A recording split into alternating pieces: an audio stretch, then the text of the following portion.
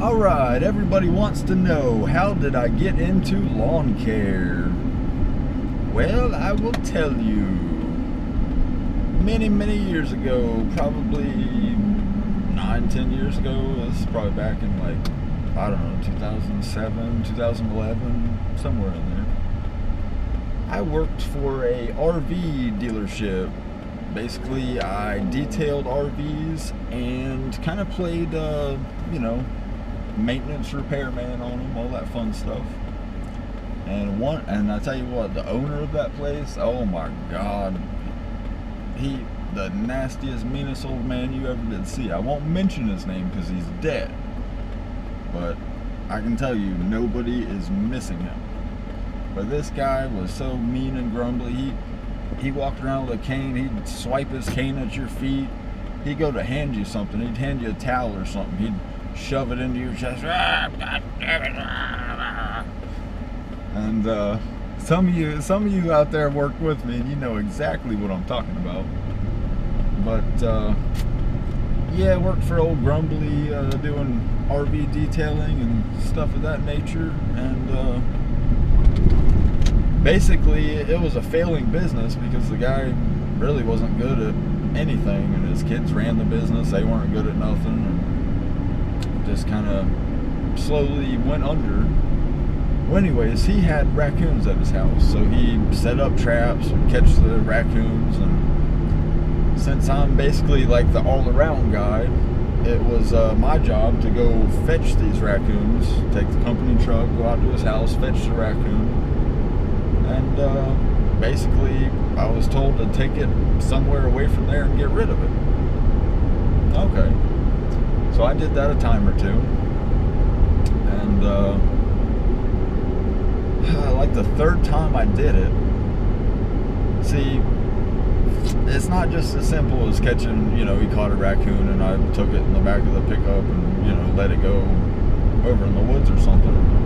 He was so nasty. He would sit there with his cane and he would beat the cage.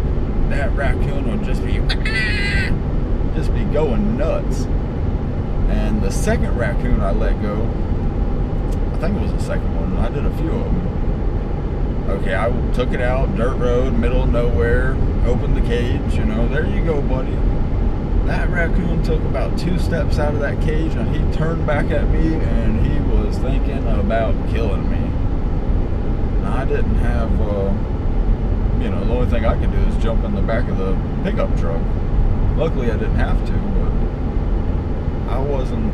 I don't know, this raccoon, keep in mind, it's been chewing at the cage, its mouth is all bloody, it's been hissing and going nuts so much, it's foaming at the mouth.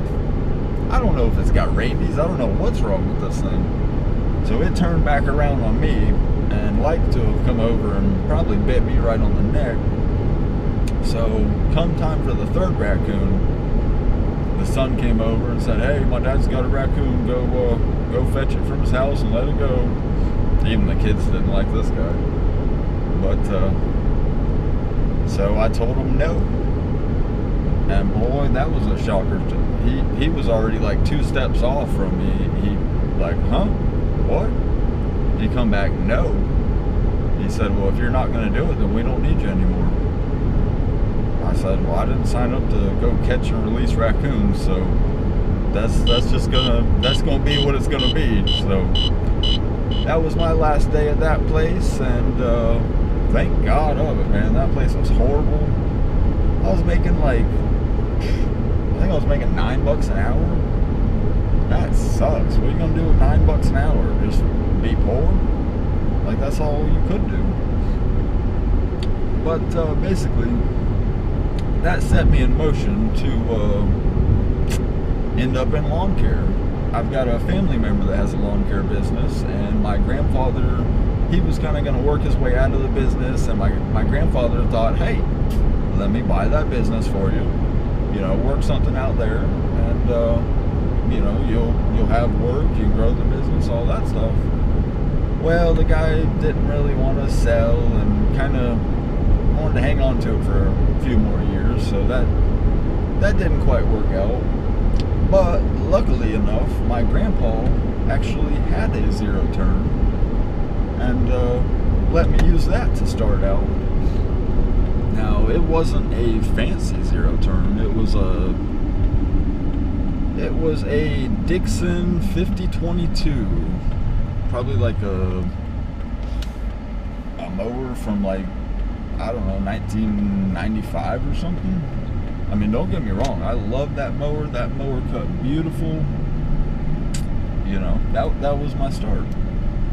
And I basically ran that mower until the deck was paper thin. When I'd go over bumps, the deck would actually, you could see it like a piece of paper. I mean, it was just, that deck was slap wore out. I went through, it had an engine on it, and I bought another engine, so I went through, it was on the second engine, and second engine and the second clutch, and basically I just run that thing until it was, you know, was no more, and basically got to the point where it wouldn't move. It would only go like half a mile an hour, and I couldn't cut grass with it and make money. I could push mow quicker than I could cut grass with that thing. So I was able to get a loan, and a family member helped me out with a personal loan from somebody. I got a $4,000 or $4,500 loan. I bought my first Hustler Super Z, 54-inch Hustler Super Z with a 30 horsepower Kohler engine.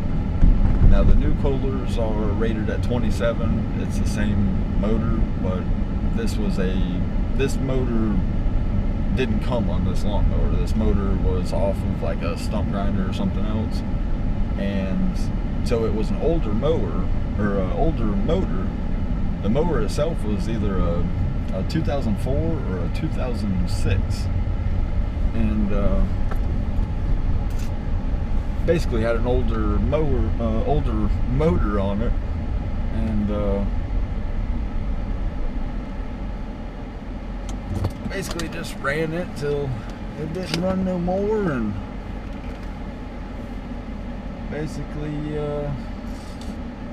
well, I take that back. I got to do a few things to it to fix it, but it went down more than I could fix, so I ended up having to get another Hustler, a Hustler Super Z Hyperdrive.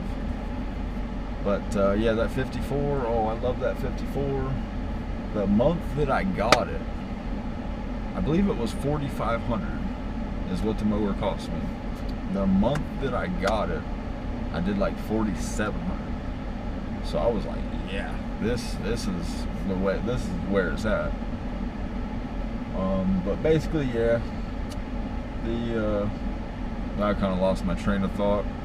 I then pulled up and looked at the lawns I gotta cut. Got 3 lawns here waiting on me.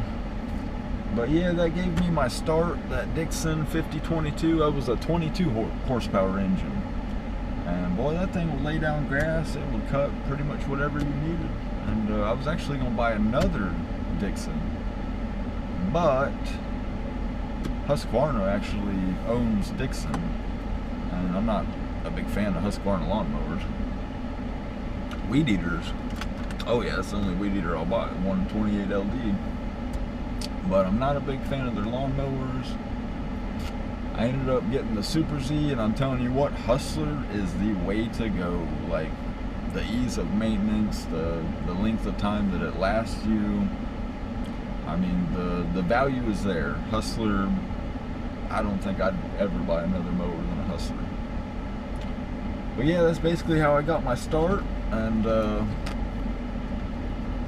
well, then I had kids on the way, so basically I had to turn it up a notch or two, and went out banging on people's doors, and I probably banged on just about everybody's door in the whole county.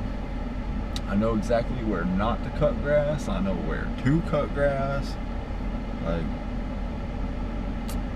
basically just picked up enough lawns there, and word of mouth spread, and Before you know it, I was full up, and then I had like 40 something lawns, had to start getting rid of people because, man, my time was gone. I had no time anymore, and if you're working and don't have time, what are you working for? So basically I got rid of probably a good 15 or 20 of those lawns, and they were just people I knew that I couldn't go any higher on the price. Some of them were $20 lawns, $25 lawns, maybe a $30.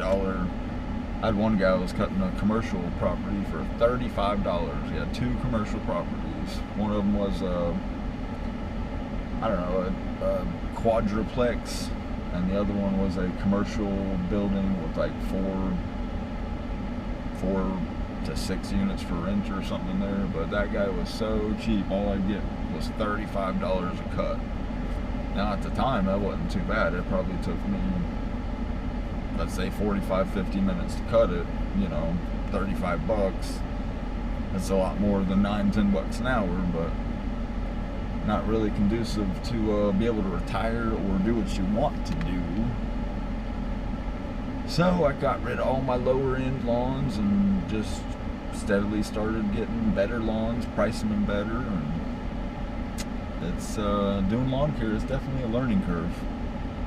You can work for yourself your whole life till you die and never move up, or you can start hiring people and advertising, expand. There's a lot of options. For the longest time I just intended to run solo, and I enjoy my free time. I don't like being around people. I'm not a huge fan of passengers sitting there talking to me, and I really enjoy being able to think, and that's something I like to do a lot, so I do it. But now we got 2 babies, so we're just gonna grow a bigger business. We're gonna get some people hired and get some more lawnmowers and do some advertising and start growing up to be a multi-million-dollar business. But basically that's my story. That's how I got started, and I started out with my grandpa's weed eater. Even he let me use his weed eater, a 4-stroke Troy built. Used that for the longest time, and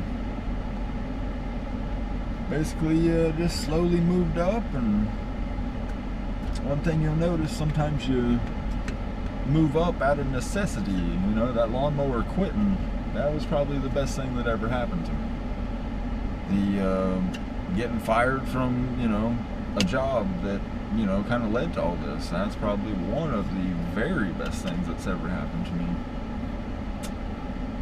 But yeah, it's just how much you want it. It's out there. You can go out and get it, and don't be listening to this. Oh, people don't have money, they can't afford this and that. No, if that's the case, you're working for the wrong people. People got money. Everybody needs their lawn cut. It's a beautiful thing. So, alright guys, that's a little taste on how I got started, and let you have a little tidbit into my lawn care life and how I make mo money. But alright guys, if you want to make mo money, sitting out there, just go out there and make it. Alright guys, be good, or be good at it. Yee yee.